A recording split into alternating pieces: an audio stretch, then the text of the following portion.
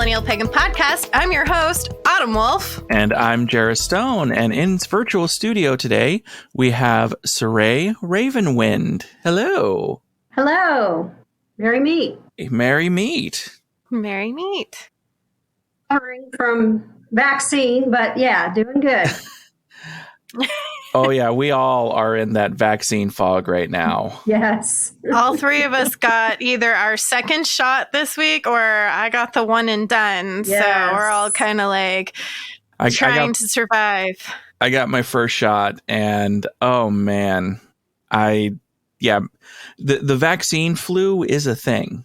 Yeah. Mm-hmm. Yeah. Luckily, I didn't have very bad side effects, just a mild fever and headache. My son had it much worse. He had a high fever, but we're okay today. It's been great, so we're better. Good, Yay. Good. Yeah, no, I found it very difficult to even scratch the top of my head. Oh. I'm not. Oh, Yeah, I'm not one to get shots. I hate needles, and I'm saying this as I'm covered with tattoos.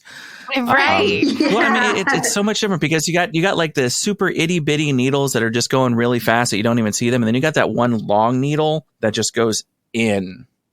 Yeah. No, I'm not even a fan of piercings personally, but hey, Right. Yeah, no, I am always sore after a shot and I can always feel like the fluid going in, and like he hit me and he starts putting in, he's like, oh, by the way, this is a thick serum. And I'm like, oh, lovely. Yeah, you could feel it. Thank The you. first one I didn't feel, but the second one I could feel it. But that's done. Yeah, Yay. I'm still Woo-hoo. all done. Woo. Yes. You got one more. Yep. I got one more. It's okay. I'll take it. I will take the time off of work. I am fine with that. Yes. Yes. Yes. So, Syrai, we have a great privilege of having her here today. Our longtime listeners have heard me say a lot about I was in a coven when I was in Georgia. That taught me a lot and got me kind of on the road to actually being a serious witch, pagan, and that they were a Wiccan coven to begin with. Well, Syrai is the high priestess of that coven. So we are going to be given a whole lot of information. We miss you so much. Oh, I believe that was over 5 years ago, I think, that you were with us. Oh, almost. Yes. Yes. This November, I would be living in Arizona for 7 years. Wow. So 7 years so ago. it's been more than 5. Wow. Yeah. That's hard to believe. Right? Sorry we Yes. had to steal her.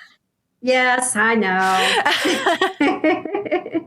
You would be shocked at the community that's here in the Phoenix Valley, though. Mhm. Really? What? In what way? Why? It's just bigger Okay. and more open. Wow. Well, Georgia is the Bible Belt. So. Yes. I know people who travel to Ren fairs and they say that people are more out at Ren fair in Georgia. And I'm like, well, that's because that's where they feel safe. Whereas Right. here, you could be out all day, every day. You don't need to shout it at Ren fair. Oh, wow. I can't imagine what that would be like. Yes. Yeah, I'm still kind of in the closet because it is Georgia. So being a high priestess, I have to be in the closet. It stinks. Yeah, especially Mhm. Arizona being such a, at least until recently, such a conservative state. You know, Right. you'd be very, very surprised as to how many people are actually out here. I think it's a combination of one, we live in a city, and two, we live so close to California, and we have so Right. many people moving from California. Yeah, that could be it. Yep.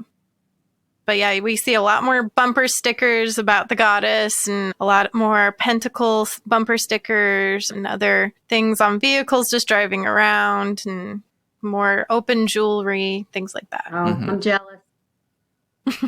It is a much more comfortable. It's also a culture shock for a lot of people too. It is. It was for me. I was like, whoa, did I just see what I saw? Ooh. At Sprouts. It's fun. Mhm. Yeah. I'm like, Nice. oh, you don't have to wear tiny to hide it. Yes. But so the reason why we've asked Syrai to come on is to talk about coven magic, how to form covens, how her coven was formed, which is not a traditional coven or a traditional way that covens are formed. So that would give us a pretty good perspective of how to do it, how not to, how to find a coven in your area. Because like I've said numerous times, if I haven't lived there, I really don't know what's going on. So I'm not a great resource to reach out to ask, other than my answer of Facebook and Meetup. So maybe we would get a little bit better, more information for that. But first we have to ask, Syrai, would you mind sharing your coming of witch story? Sure. I don't know how much detail to go into because it could be really long, so I'll shorten it. However much you want it to be. All right. Well, it started when I was 10 years old, actually. I grew up in a very non-religious family. We didn't go to church or anything like that. My parents sometimes sent us on the bus to church, I guess, so they could have some alone time. They had a bus that would come to neighborhoods and take you. So we did that sometimes, and I went occasionally with my grandmother. But other than that, we weren't a religious family at all. And when I was 10 years old, my brother, who's 3 years older than me, brought home a 3-ring notebook binder, and he had written the zodiac and astrological symbols on the outside of the binder, and he had a bunch of notes in there. And I was very curious, and I was like, what is that? And he told me a little bit about astrology. And I was just like, ooh, that's very interesting. And so the next day I went to the library and looked up books on astrology and then checked some out. And of course, right next to all the astrology books were books on witchcraft. So I was like, ooh, witches. And so I checked those out too. And I was a very prolific reader even at that age. And so I read all of those books, started taking notes, learning about astrology and witchcraft, and started doing spells even at that age. And by the time I was 12, it was known around the neighborhood that I was a witch and I wasn't allowed to play with the other kids. And I thought that was very cool.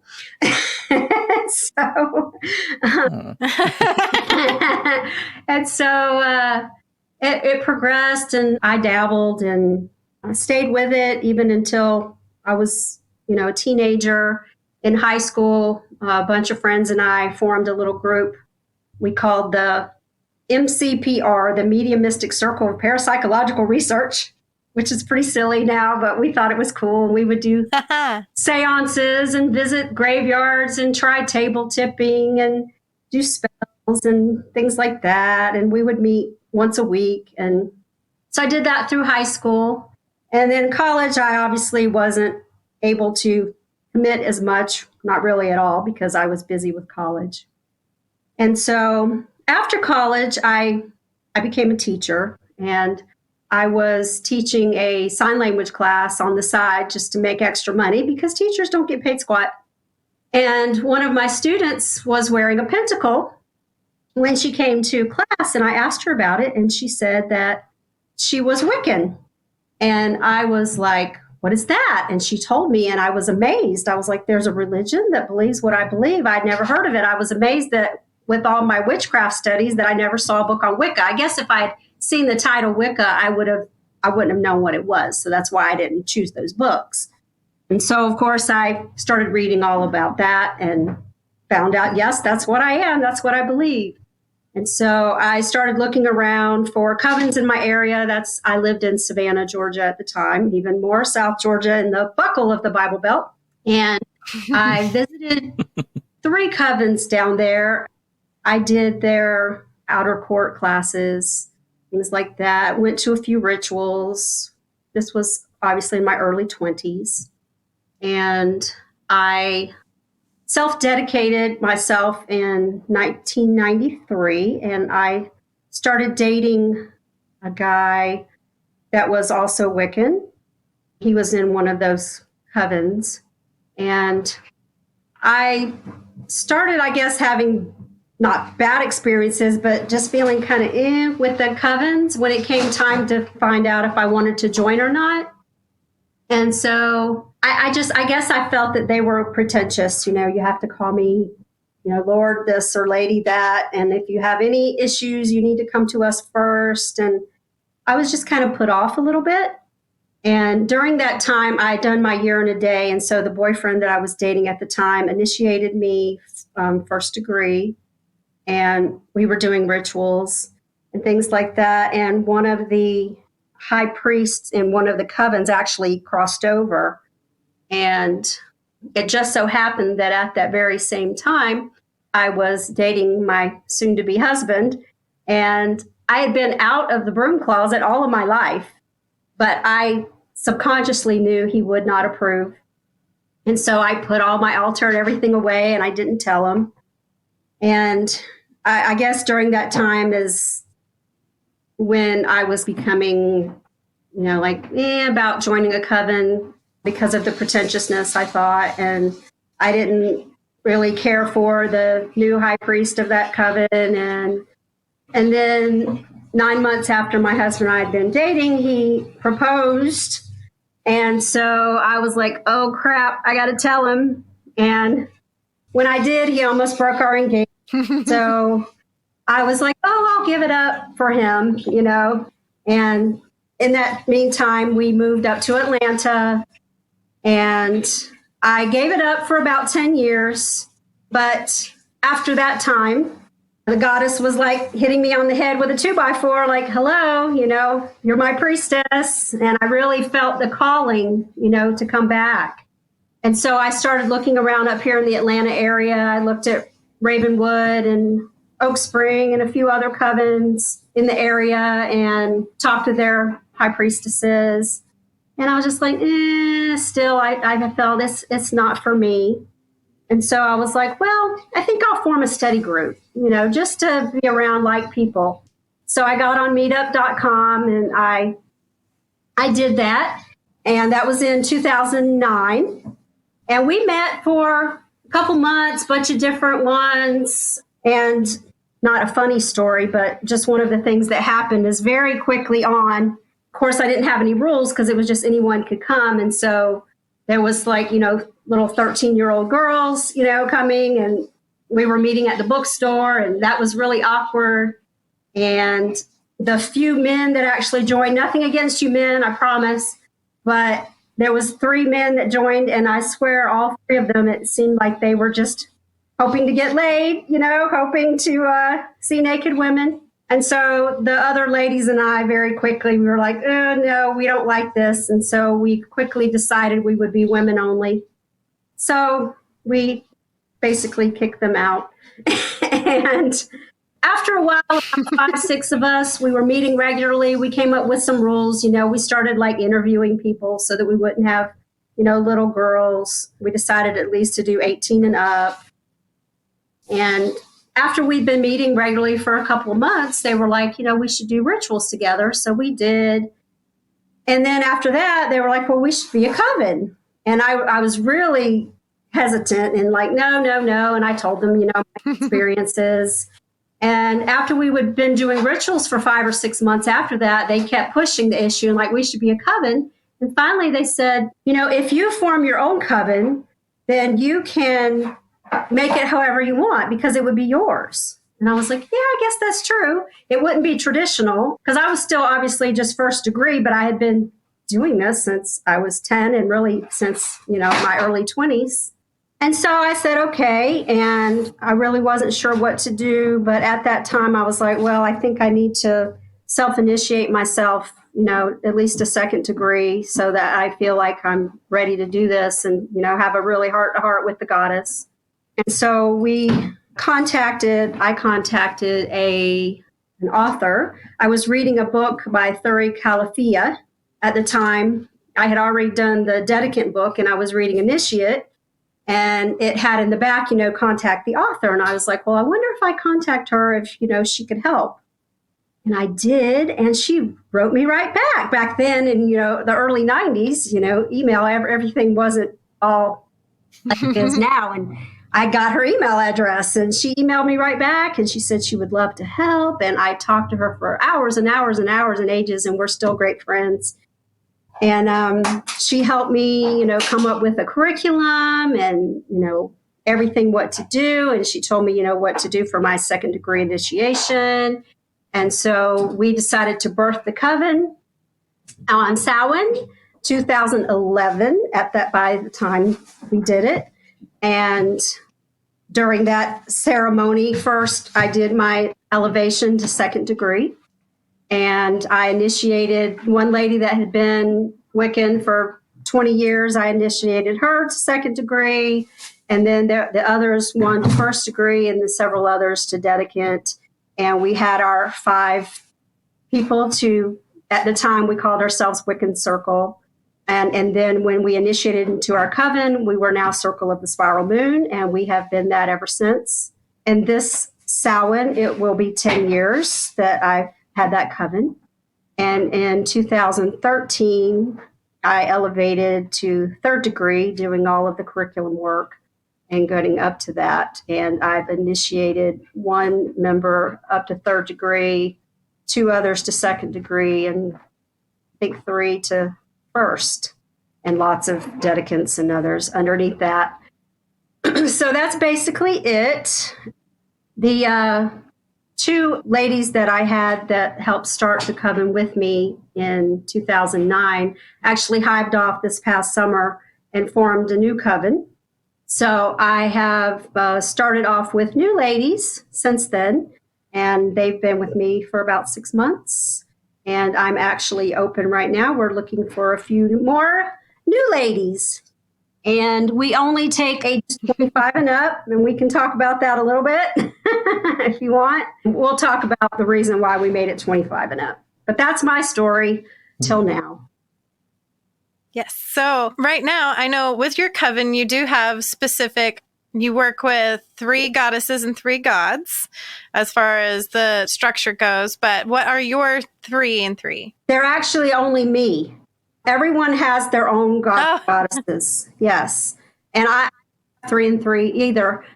It took a very long time actually for me to get any gods and goddesses. In fact, when I first started Wicca in 1993, I had a very hard time even honoring God and goddess, because growing up all my life, I really didn't even believe in God. And so for my first 23 years of being Wiccan, I just honored spirit, honestly, because I envisioned them as energy.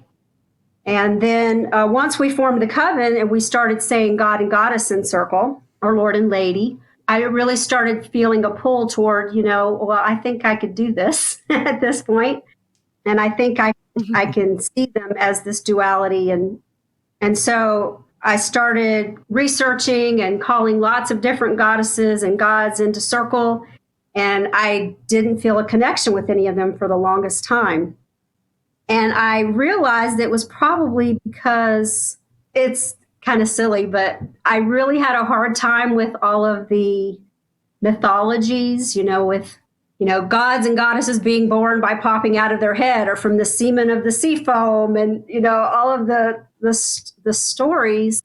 And so I had a difficult time, believing in any of them. And so I started just doing really deep meditations and path workings, trying to find my deities. And it actually happened when I was doing a meditation, and I found a female deer, in meditation. Sorry, I couldn't resist. In a meditation, and she came to me as a totem animal. And I was doing a path working with her, and she actually morphed into a goddess, and she had antlers. And so the doe actually had antlers. So I thought it was a buck at first, but I realized it was a female. And so when I researched that, I found that there were several antlered goddesses. And so I meditated on the different names of Flidace. I know that's not how you pronounce it in Gaelic. It's like Flyish or something. And then there was Ellen of the Ways, and then Kama. And so when I meditated on them, I felt a really pull toward Kama.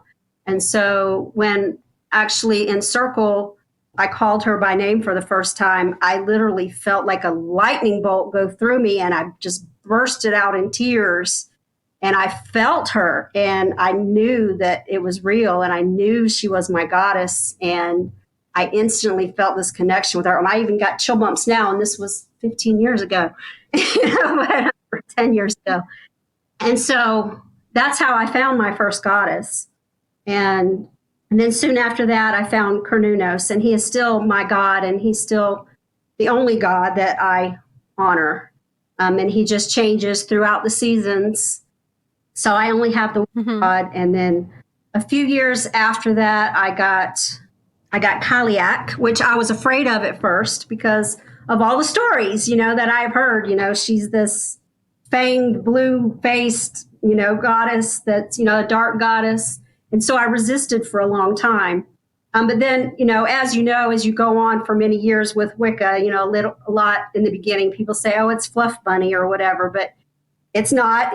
Over the years, you start doing shadow work and things like that, and it becomes very deep. And so I started working with the shadow, and that's how I found Kaliak, and she's been amazing. And then about a year after that, I found Hatika, and she is not a known goddess. She's just my personal goddess. And when I meditate with her, she's my mother goddess, earth goddess. She has told me that her name has been lost to history, that she's that ancient, and that's why there's nothing on her. So everything that I know about her is just through my meditations and path workings and talking with her and working with her. And then I also got Inanna. So I have 4 goddesses that I work with. Inanna is my warrior goddess. So I have a maiden, mother, crone, and warrior goddess. And all of them come to me at different times, obviously, when I need them. And I feel very close to them, as well as Cernunnos. So very deep bonds, working with them, very closely over the years. But in my coven, we never call any of the goddesses by name because everyone is free to honor and worship their own deities and have that personal relationship with them. So they can call them in as god and goddess and envision their own deity coming into circle. Mm-hmm. So we're going to take our short break. When we come back, I kind of want to focus on talking about what is a traditional coven, maybe the difference from Gardnerian, Alexandrian, and then like a modern coven, and then your coven. Wonderful. Sounds good. We'll be right back. All right. Thank you. We'll be right back. Millennial Pagan Podcast is exclusively supported by Patreon. Listeners like you can get great benefits from your favorite show, such as at $1 a month, you get a personalized shout-out at the end of the next full-length episode. At $5 a month, you receive a thank you card in the mail with a Millennial Pagan Podcast button and sticker enclosed. Additionally, $5 a month supporters have access to our monthly 30-minute minisodes. Patreon supporters are also the first to learn about new and exciting updates to Millennial Pagan Podcast. More benefits and exclusive content to come. Audio is provided by Goblin Tech Productions.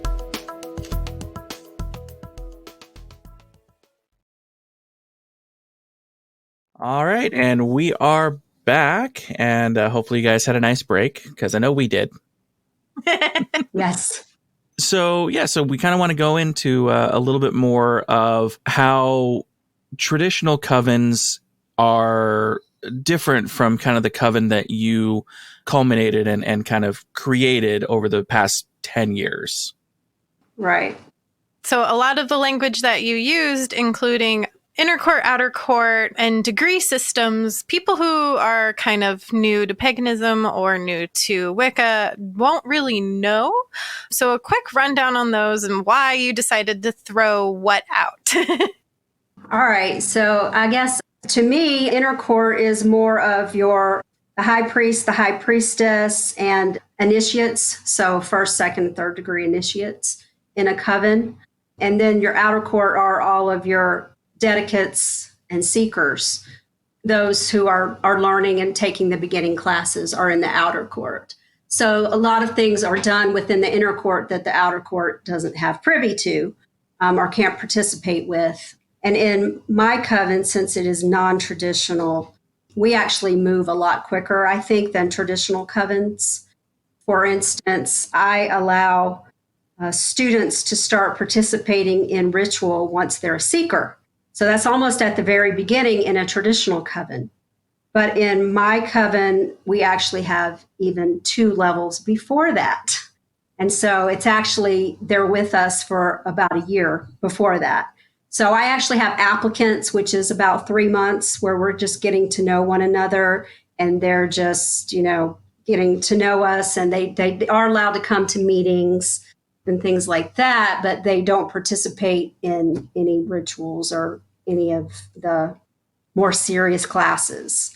And then from there, they go to prospective member, and that's 3 months, and they are doing book work and things like that. So I see, what they know, how much they know, because we do have a curriculum, and we can talk about that a little bit too later. And then from prospective member, while they're a prospective member, they're allowed to start observing ritual. So they can see, how we do things, and if this is something they're interested in, and we get to know them better over that 3-month period. So from that point, they've been with us about 6 months. And then once they're a seeker and we've approved them from that point on, because at each level, of course, they have to be voted in to whether they mesh with us, we mesh with them, and we want to keep them. And once they're a seeker, they can start doing practice rituals, participating in ritual very briefly, just a little bit, learning how we do things. And then once they're a dedicant, they can fully start participating in ritual, writing ritual, doing ritual. And we're very different. I think I've never been in a traditional coven, up to that point as an initiate, but I have, in the many years, I have been to other covens and participated in their rituals, and High Priestess has been to mine, and they have seen how we do things. And I was very pleased with that, to know that, I'm not lineaged. And so I was pleased to know that I'm doing it. Not that there is a right way, but I'm doing it the right way. I'm doing it almost exactly the way they are. So I was very pleased with that. And I move them up slowly, and I teach them, I guess, baby steps. So it's not like we say, here, do a ritual. First they learn to cast sacred space, and they practice that for a while. And then they call it elements along with casting sacred space. And then they learn, to cast a circle, and then they call in deity, and, baby steps adding to it. They learn to bless the elements for ritual, and, add all of the steps in. So by the time they're dedicants, they know what they're doing. And as part as the lineage part, I may be lineaged because my boyfriend at the time that did initiate me to first degree, I believe, was lineaged.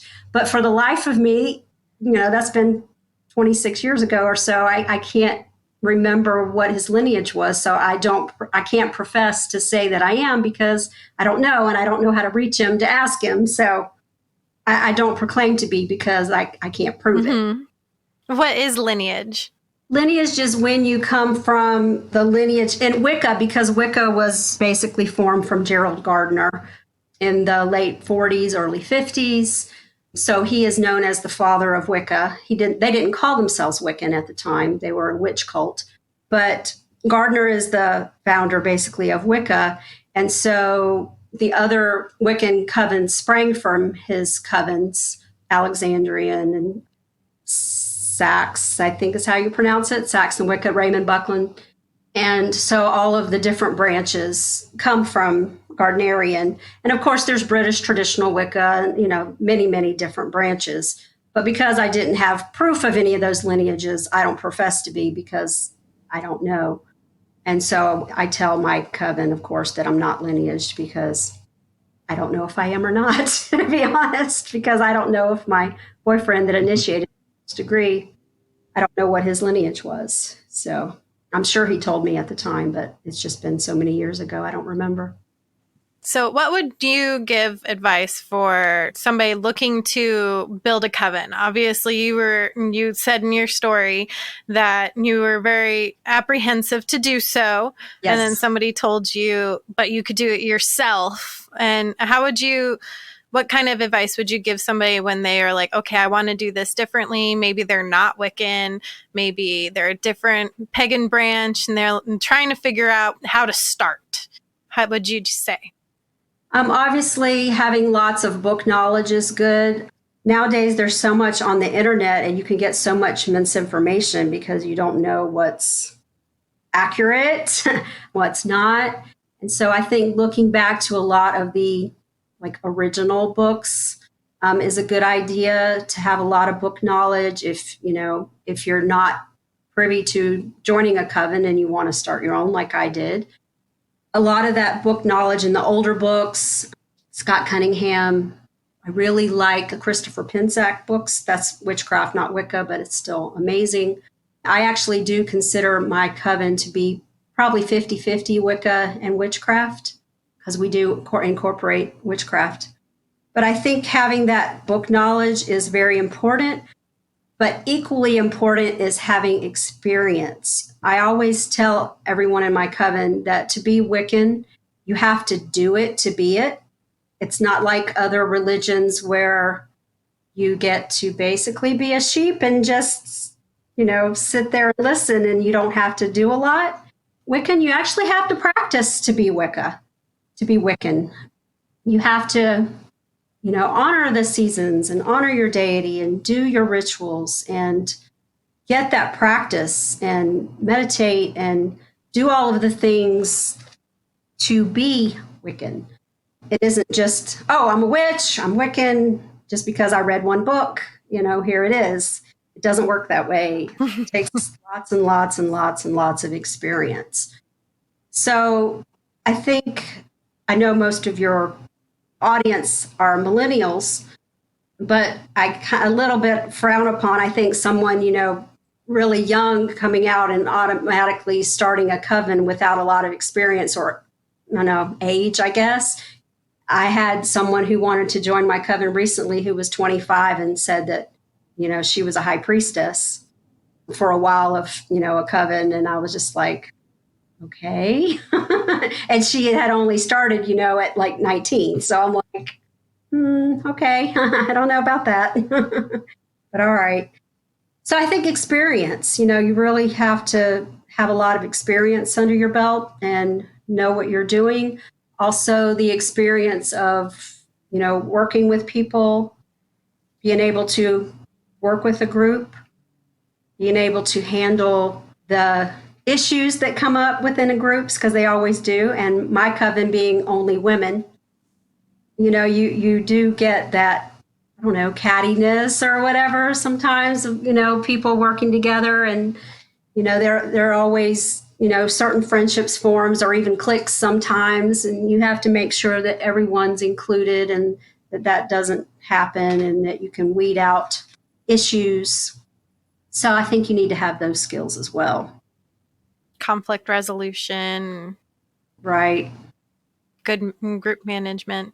At every other meeting or so, I always say, is there anything we need to discuss? Has anything come up? Yeah. Right.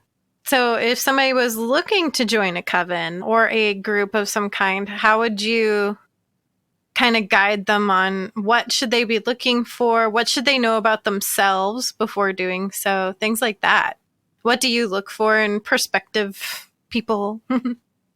Okay. Well, in mine, since I live in the Atlanta metro area, the biggest issue that we've had in looking for people is trying to get someone close by because it's such a huge, broad area. Our biggest issue has been getting people that live 40, 50, even an hour away. And then with traffic, it really takes 3 hours to get here. So you want to try to find a place that's closer.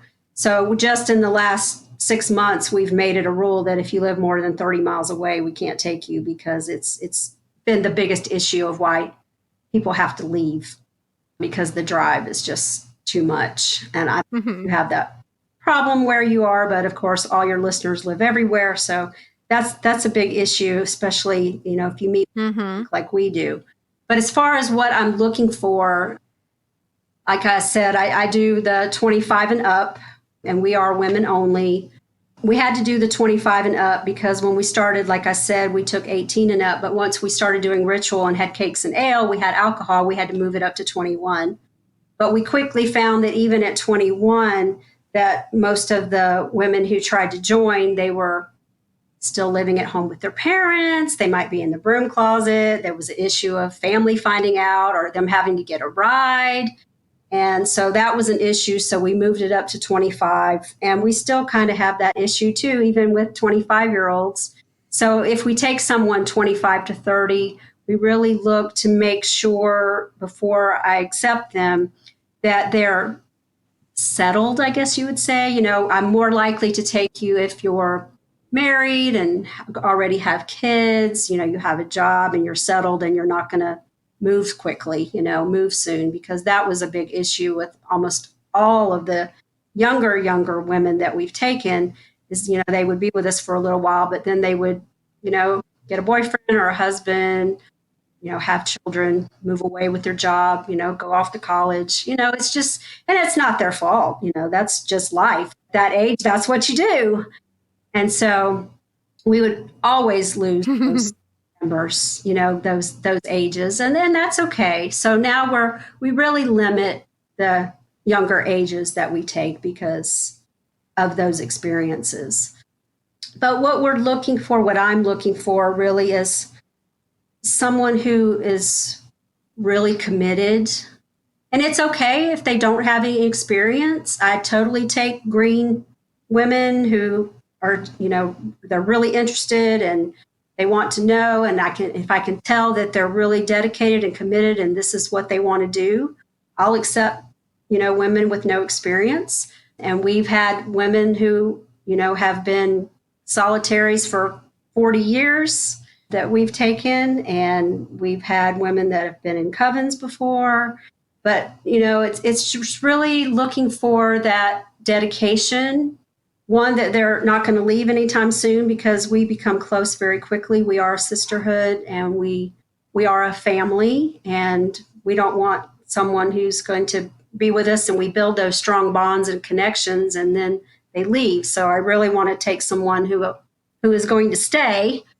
And I look for someone who is, of course, you know, honest and kind and compassionate, open-minded. You know, all of those things that you would want in any group, are not argumentative, things like that.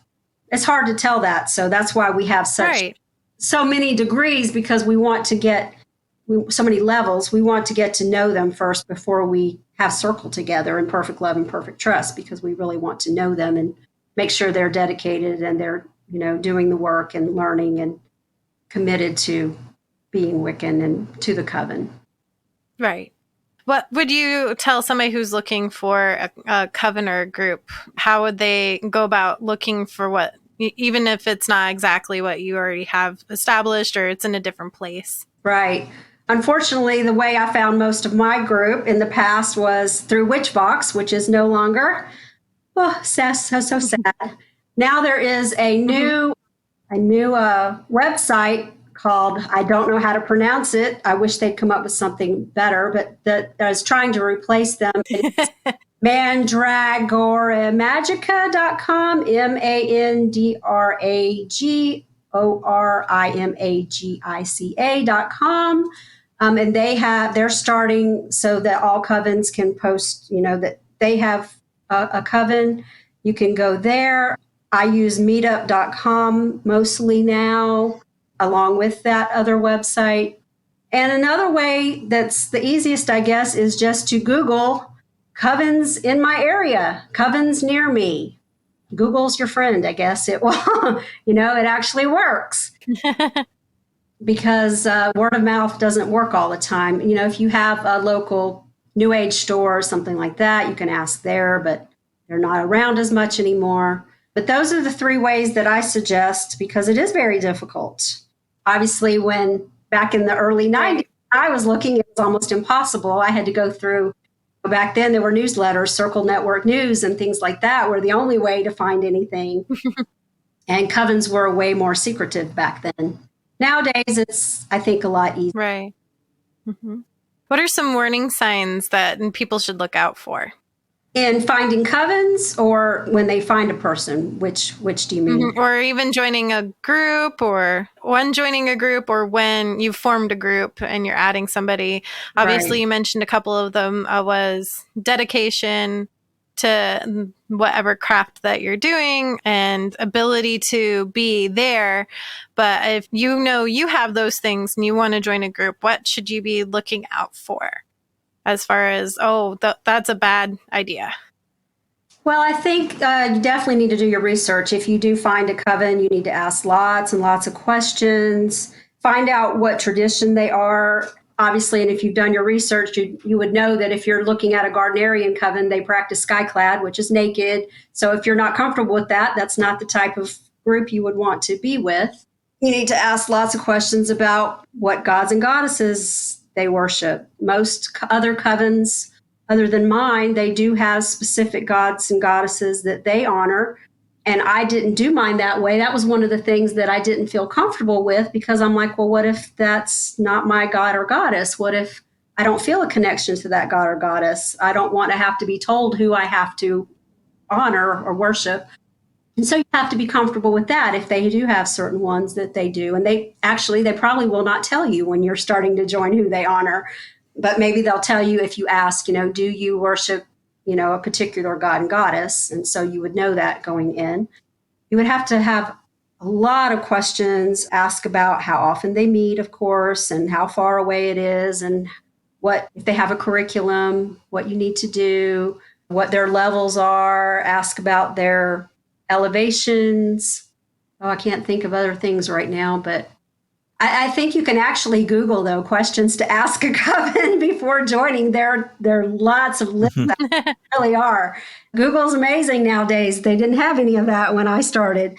And then once you're looking for someone in a group, I always asked questions about their history, especially if they grew up with religion, because sometimes we've gotten applicants who really haven't made that break away from Christianity, and they're feeling a lot of guilt, and sometimes it's very difficult for them. And so you have to really know that if you're going to have to work with them to make that transition. And I ask a lot of questions about experiences that they've had, what books they've read. Because like I said earlier, I really do like them to have some book knowledge rather than just internet knowledge, because there's so much out there on the internet. People can say anything out there, on the interwebs. So I do like, them to have at least read a few books and have some knowledge, even if they don't have any experience doing ritual or circle or anything yet, that's okay. But like I said, I do take people if they don't have any book knowledge, if I feel like they're very committed and they want to learn. And we have a very lengthy application process. It actually takes about 2 months. 3 months sometimes, because we meet with them several times to get to know them a little bit, formal applications and interviews, and then we have some informal. And then from there, we have a whole meeting that's about 3 hours where we do paperwork. Not that it's official contracts, but I guess it actually is, because we go over, the rules of the coven and how it works and all of the things that we do, and have them sign things and go over the curriculum. And because my coven, we are a teaching coven. I haven't said that yet. So there is a curriculum, and they do have book work, and they have to spend at least 3 hours a week doing that book work. So I like to say that we're a coven of solitaries, because it is, I do strongly believe your connection to Wicca and your gods and goddesses is a very personal and sacred thing. So you have to do that part on your own to have that relationship with your gods and goddesses and Wicca and deity, however you perceive it. And so there is a lot of homework study involved, along with our weekly meetings that we have every week where I teach classes. We have classes on meditation and tarot and, all of the things involved, and, how eventually, once they get to that point, how to do circle and how to do ritual and past life regression, all those different classes. So they have to do the meetings every week, which are 2.5 hours, the meeting, and then their at-home work. And so it is a big commitment. And so they have to be committed to that. And so when I'm meeting with them in those several meetings that we have before we take them as an applicant, they have to really understand that. And they also have to learn that we are a sisterhood, and we are very close and connected, and we're there for one another on the mundane level and the spiritual level. One of us, needs to go to the hospital, we'll take them or anything like that. We had a Coven member in the past, for example, that had a seizure and she couldn't drive for 6 months, and so we all had to help with that, not had to, but, we wanted to. And so we help each other out, through the mundane things too, because we become a very, very strong sisterhood and we need to be there for one another. So I need to know that they're going to open themselves to be vulnerable, to be there for one another and be able to be close, because there just are some people that just don't let you in, that don't allow that closeness. Right. We want to really try to develop that and be close. And I know in Norse hearths, that's also the goal. So for listeners, that isn't an unusual thing with tight-knit groups, especially in rural areas, that you're going to end up having that they're the only people in your area that have your spirituality, essentially. So that's something to think about. One thing I want to mention to everyone that, of course, what Syrai has developed works for her. It might not work for you. Yes. But this is hopefully an idea for everybody to kind of think about. If you have any questions or comments for us, of course, you can always reach out millennialpaganpod@gmail.com. And Syrai, if they wanted to reach out to you and ask you questions or even petition to join your coven, how would they get in touch with you? They can email me personally at BF as in fish. I always have to say, because people are you saying F or S? BFC2345@AOL.com. Yes, I still have an AOL address. I'm old. And if there are women 25 and up that are local to my area, I am in Beaufort, Georgia, 30 miles away, because we don't take them further than that. They can look up my coven at meetup.com/Circle of the Spiral Moon. And there is a place there to fill out a really short application, just answer some profile questions. And then from there, if we are interested in you, then we will have a very much longer questionnaire for them to fill out that they could do, and we would go from there. But we do keep our numbers very small. Actually, we don't take more than 7 women at a time. But right now, at the moment, we are looking to get 2 more ladies. We just got 2 more last week, so we just have 2 more openings. Yay. Yes. Nice. Yay. Awesome. And Jera, where can they find you? Of course, I'm all over the interwebs. On Instagram, you can follow me to find all my fun mundane, which is now starting to bleed with magical stuff, at Hagrid_cosplay. On YouTube, if you just look up Hagrid, I have my year-long series going on right now, just doing a video every day, which if you want to see me get my COVID shot, I got a video of that. And what's of course, the weight loss goal? Weight loss goal. Currently, I had a bad week. That's all right. Yeah, I'm back up to about normal. Yeah, I'm back up to about 320. I was down to about 314, but hey, when you're feeling bad, and COVID. Comfort is food is comfort. Yeah, that's a small enough flux that's not that's nothing to worry about. Well, congratulations. That's great. Oh, thank you. Yeah, I got this new beautiful thing called an Oculus, and I've been doing virtual workouts, and I haven't been able to for the past couple of days because it's a lot of arm movement. But I think today I'm going to be able to get to jump back into it. But yeah, definitely, if you guys want to follow along in this year-long journey with me, just look me up on there. And it's essentially kind of like I'm seeing it as a video diary for myself that anybody can look into, because I know if it's not just going to help me in the long run, it could help somebody else. And if it does help at least one more person, it's doing its job. Yay.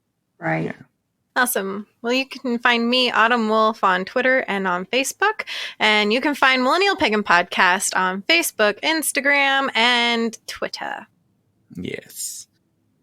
And we don't have any specific people to thank right now for Patreon. So if you want to be a Patreon supporter, I'm sure during the break you heard a lovely commercial with sound guy Drew talking all about that. If you want me and Jera to make a funnier version of that, drop us a comment. We will have information on how to connect with Syrai below in the comments, and we will see you guys soon. So thank you, Syrai, so much for coming on. Thank you so much for having me. Yes. Yes. So merry meet, Merry part. and merry meet again.